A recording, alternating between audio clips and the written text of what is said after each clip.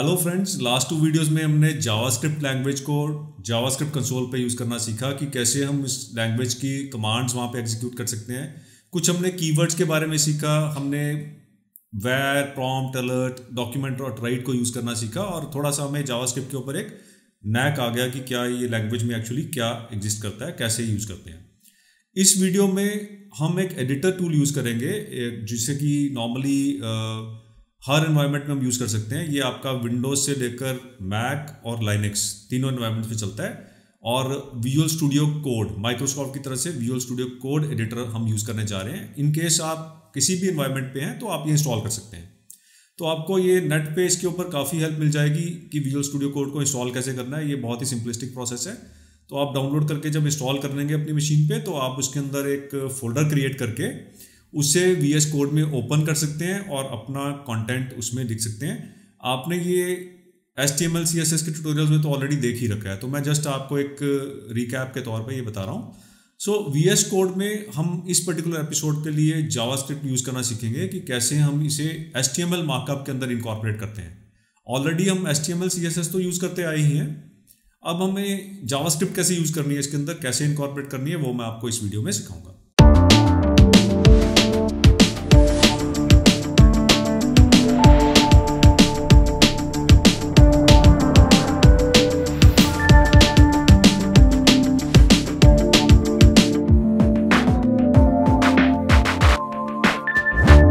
Studio code में चलते हैं और जावास्क्रिप्ट को यूज़ करना सीखते हैं। तो यहाँ पे मैं एक नई HTML फाइल जनरेट करने जा रहा हूँ। मैं उसको index.html के नेम से यहाँ पुट इन कर देता हूँ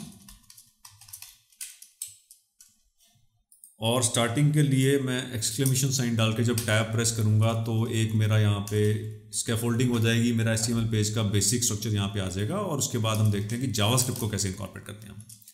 तो यहाँ पे जावास्क्रिप्ट इनकॉर्पोरेट करने के लिए हेड वाले सेक्शन में स्क्रिप्ट करके टैग स्टार्टिंग और स्क्रिप्ट टैग क्लोजिंग के बीच में मैं अपने जावास्क्रिप्ट की कमांड्स या जावास्क्रिप्ट के फंक्शंस यहाँ पे टाइप करता हूँ। सो इन केस मुझे जावास्क्रिप्ट की कमांड यहाँ पे एग्जीक्यूट करनी है तो मैं यहाँ पे वो कमांड को लिख सकता हूँ और जब मैं इस ब्राउज़र में पेज को ओपन करूँगा तो ये कमांड मेरी एग्जीक्यूट हो जाएगी। तो यहाँ जैसे मैंने लिख दिया हेलो हाउ यू और सेव कर दिया। डॉक्यूमेंट के अंदर मैं एक हेडिंग देना चाहता हूँ, लेट अस से लर्निंग जावास्क्रिप्ट एपिसोड 3। सेव कर देता हूँ और इस पेज को जब मैं ब्राउज़र में ओपन करूँगा तो आप देखें कि मेरा ये जो जावास्क्रिप्ट का कोड है यहाँ पे एग्जीक्यूट हो चुका है। तो हेलो हाउ यू और जैसे मैं ओके करूँगा तो मेरा कंटेंट यहाँ पे डिस्प्ले हो जाएगा। अब यहाँ पे मैंने कोई भी स्टाइलिंग अप्लाई नहीं की है क्योंकि हम CSS पे फोकस नहीं करने जा रहे। आप अपने लेवल पे जो CSS ट्यूटोरियल की नॉलेज है वो यहाँ पे अप्लाई करके इस डॉक्यूमेंट का बैकग्राउंड दे सकते हैं, हेडिंग को सेंटर लाइन कर सकते हैं, कुछ फॉन्ट चेंज कर सकते हैं और बॉडी का मार्जिन वगैरह भी आप सेट कर सकते हैं ताकि इसकी लुक्स इम्प्रोवाइज हो सके। सो अब बात आती है कि मेरा जावास्क्रिप्ट का कोड आपने देखा कि एकदम से एग्जीक्यूट हो गया। तो हमारी कई बार रिक्वायरमेंट ये नहीं होती, हम चाहते हैं कि जावास्क्रिप्ट का कोड हम किसी बटन पे प्रेस करें तब एग्जीक्यूट हो। तो उसके लिए हमें जावास्क्रिप्ट के कोड को स्क्रिप्ट टैग के अंदर सीधे से नहीं लिखना है, हमें फंक्शन में लिखना पड़ता है और फिर इस फंक्शन को कॉल करना पड़ता है। वो बटन क्लिक पे हम कॉल कर सकते हैं या कोई भी इवेंट जो पेज के में सूटेबल लगती है उस पर कॉल कर सकते हैं। फॉर एग्जाम्पल अगर मैं यही अलर्ट वाला मैसेज आपको फंक्शन में लेके जाना चाहूँ तो मुझे फंक्शन नेम देना पड़ेगा एक। लेटर से मैंने नेम अलर्ट ही दे दिया फंक्शन का, डिफरेंट देते हैं ताकि जावास्क्रिप्ट के कीवर्ड से थोड़ा डिफरेंट देना चाहूँगा मैं। तो मैं कहता हूँ ग्रीटिंग, तो फंक्शन का नेम मैंने ग्रीटिंग दे दिया और उसके अंदर मैंने जो भी कमांड्स हैं उनको मैंने बीच में एम्बेड कर दिया।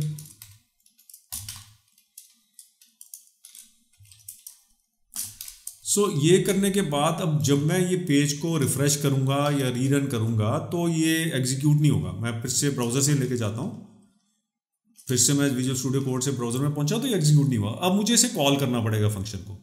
सो मुझे फंक्शन को कॉल करना पड़ेगा। फंक्शन कॉल करने के लिए मुझे फिर से अगर मुझे कॉल करना है तो मुझे स्क्रिप्ट टैग के अंदर ही फंक्शन कॉल देनी पड़ती है, बॉडी के अंदर भी, और फंक्शन का नेम मुझे दे के आगे पैरेंथेसिस देने पड़ते हैं जिससे कि फंक्शन को कॉल कर देता हूँ, मीन्स की फंक्शन एग्जीक्यूट हो जाता है। तो अब मैं जब इसे रन करूँगा तो मेरा फंक्शन एग्जीक्यूट आप देखें यहाँ पे हो गया। अब मैंने यहाँ पे बटन के साथ एसोसिएट नहीं किया उसको, वो भी हम करेंगे अभी इसी एपिसोड के अंदर। तो मेरे पेज में जैसे मैं रन करता हूँ तो मेरा ये स्क्रिप्ट में से ग्रीटिंग्स फंक्शन यहाँ पे रन हो जाता है। अब बात आती है कि जब जावास्क्रिप्ट हमें पेज में इनकॉर्पोरेट करनी है तो इसका कोई पर्पस होता है, मतलब हम किसी पर्पस के लिए काम करते हैं। तो सॉरी, किसी बटन के साथ मैं इसको एसोसिएट कर दूंगा और पेज के डॉक्यूमेंट के जो कंटेंट है उसको भी मैं चेंज कर सकता हूँ इसके बेस पे। तो ये करने के लिए हम क्या करते हैं कि यहाँ पे डॉक्यूमेंट के पेज में एक मार्कअप ले आते हैं, राइट। टाइम सेव करने के लिए मैं कंटेंट कॉपी और पेस्ट कर रहा हूँ और मैं आपको एक्सप्लेन कर दूंगा क्या कंटेंट है ये।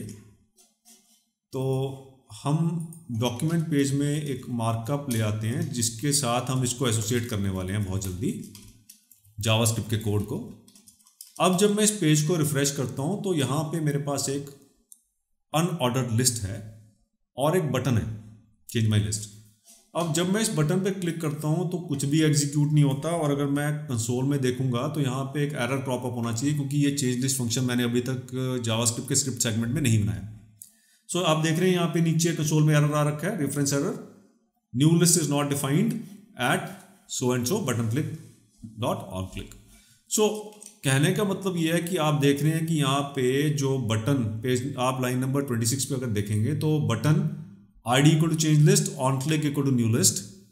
सो कहने का मतलब जो मेरा बटन है उसकी क्लिक इवेंट में मैंने न्यू लिस्ट फंक्शन को लिंक कर दिया। जब भी बटन क्लिक होगा न्यू लिस्ट फंक्शन जावास्क्रिप्ट का कॉल होगा।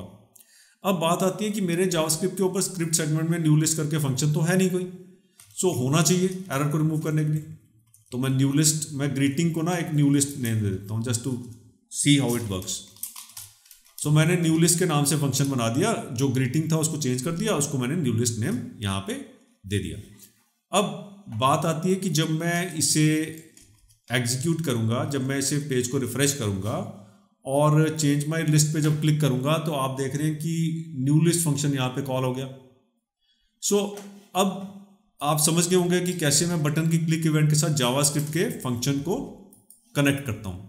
अब जो मेरा इस एपिसोड में टास्क एट हैंड है, मैं क्या चाहता हूँ कि जब न्यू लिस्ट फंक्शन पे कोई क्लिक करे तो 1 by 1 3 प्रॉम्प्ट्स यहाँ पे आए और 3 प्रॉम्प्ट्स मेरे 3 वेरिएबल्स एक्सेप्ट करें और मेरी लिस्ट के जो एलिमेंट्स हैं वो मेरे चेंज हो जाए विद द न्यू कंटेंट।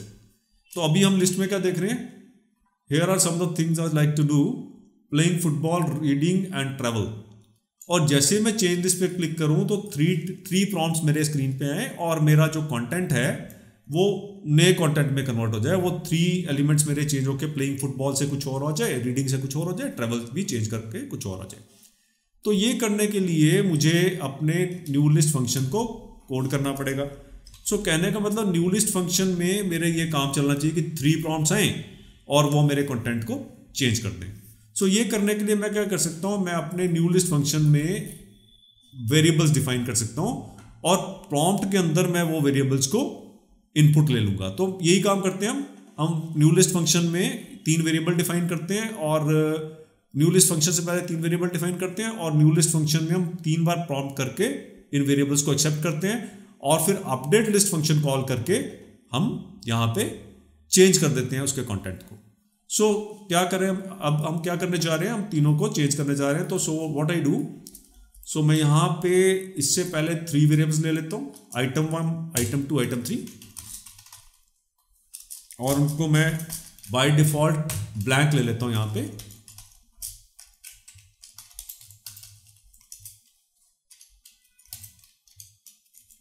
और न्यू लिस्ट फंक्शन में मैं 3 टाइम्स प्रॉम्प्ट करके तीनों आइटम्स के लिए इनपुट ले लेता हूँ। तो मैं क्या प्रॉम्प्ट देना चाहता हूँ, उसका मैसेज हम कह सकते हैं enter a new first thing, enter a new second thing, enter a new third thing.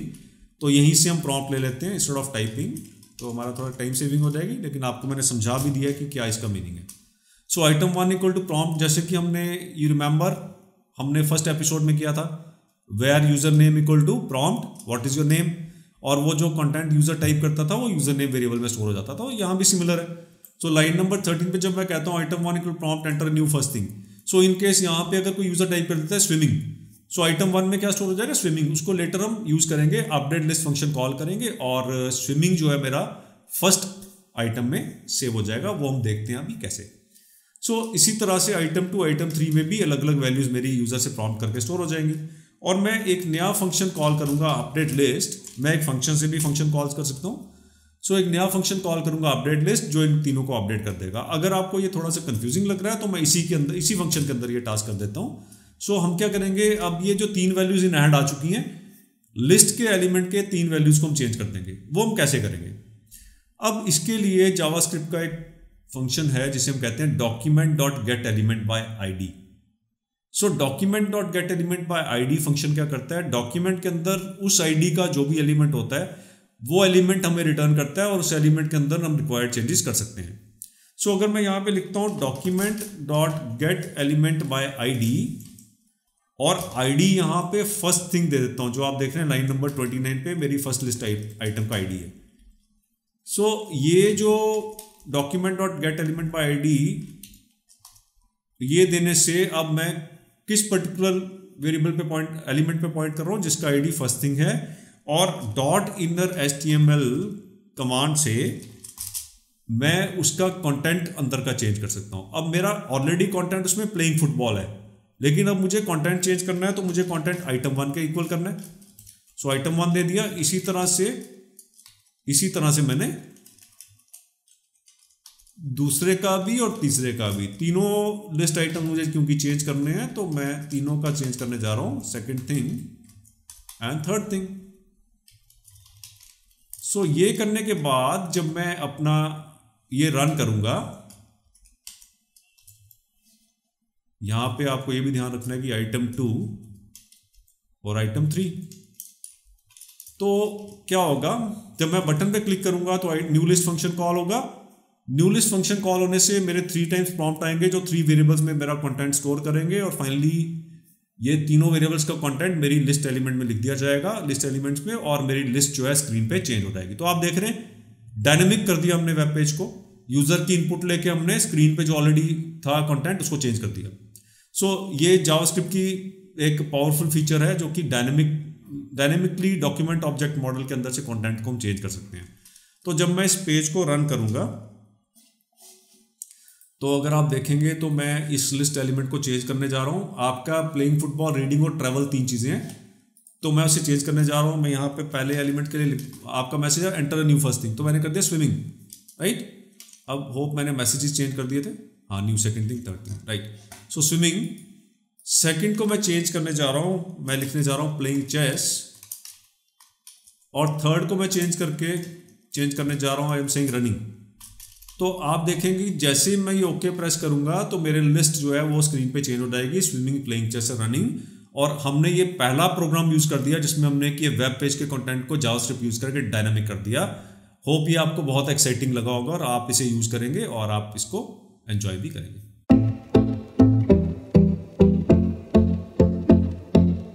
इसमें जावास्क्रिप्ट प्रोग्रामिंग यूज करते वक्त, किसी भी इनफैक्ट प्रोग्रामिंग लैंग्वेज यूज करते वक्त आपको बहुत बार ऐसी सिचुएशंस आएंगी जहां पे आपका आउटपुट एक्सपेक्टेड आउटपुट की तरह नहीं होगा, तो आप उस केस में डिबगिंग टूल्स यूज कर सकते हैं। और बड़ा ही सिंपलिस्टिक टूल एक आपको मैं यहाँ पे बताना चाहूँगा जो कि एक बड़ा इंपॉर्टेंट टिप रहेगा आपके लिए जावास्क्रिप्ट प्रोग्रामिंग के थ्रू इसमें करियर में भी, जो console.log करके एक स्टेटमेंट है जिसके थ्रू हम जावास्क्रिप्ट कंसोल में कंटेंट को राइट कर सकते हैं, और किसी भी वेरिएबल के कंटेंट को हम console.log में राइट करके चेक कर सकते हैं इसकी एक्चुअली वैल्यू मेमोरी में क्या चल रही है। तो उसके थ्रू आप एरर्स अपने डिबग कर सकते हैं कोडिंग में। तो इन केस आप स्क्रीन पे देखेंगे तो कैसे यूज़ करते हैं मैं आपको ये देने जा रहा हूँ यहाँ पे टिप। तो लाइन नंबर 13 के बाद अगर मुझे लगता है कि मुझे आइटम 1 का वैल्यू वॉच करना है कि क्या आइटम 1 का वैल्यू यूज़र ने इनपुट किया आपका लिस्ट चेंज होने से पहले, तो आप क्या करेंगे, यहाँ पे आप एक स्टेटमेंट दे देंगे console.log और पैरेंथेसिस के बीच में वेरिएबल का नाम जो हमारे केस में आइटम 1 है। और जब आप इसे सेव करेंगे, ब्राउज़र विंडो में जाएंगे, रिफ्रेश करेंगे और चेंज माई लिस्ट पे क्लिक करेंगे, और आपका इसमें आपको ध्यान रखना है कि आपका जो ये डेवलपर टूल्स है वो पैनल ओपन हो, तभी आप कंसोल का कंटेंट देख पाएंगे। सो कंसोल टैब में आपको होना चाहिए एलिमेंट्स के साथ जो है, और जब आप चेंज माई लिस्ट पे क्लिक करेंगे और पहली आइटम आप पुट इन करते हैं लेटर से और एंटर प्रेस करते हैं, तो आप देखिए लॉग में इसका कंटेंट आपको दिख रहा है, कंसोल में आपको ये स्विमिंग करके यहाँ पे दिख रहा है कंटेंट, तो आप डिबग कर सकते हैं प्रोग्राम में। अगर अनएक्सपेक्टेड एरर्स आते हैं उनको निकाल सकते हैं।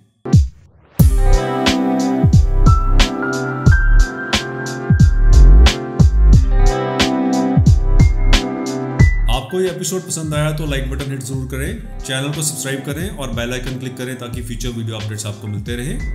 दोस्तों मिलते हैं अगले एपिसोड में और अपनी जावास्क्रिप्ट जर्नी पे आगे चलते हैं।